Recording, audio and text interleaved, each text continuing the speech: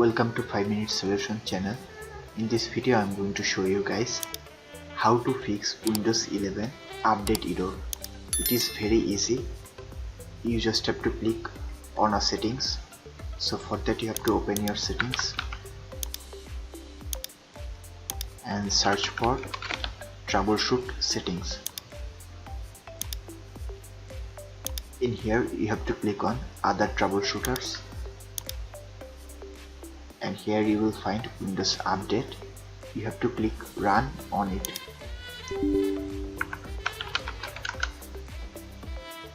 So it will detect your problems automatically. You have to wait. Then once it has been done, you have to proceed with the system. For me it says you have to restart the computer and then try running Windows Update again. If you have a more vital problem, it will mention what to do. So I'm not going to restart the computer, otherwise this recording will turn off. So all you have to do is just click on next and finish it.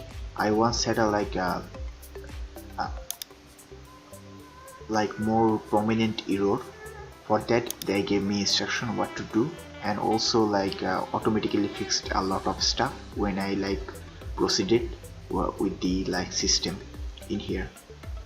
So that's how you basically can fix the Windows 11 update error on your computer.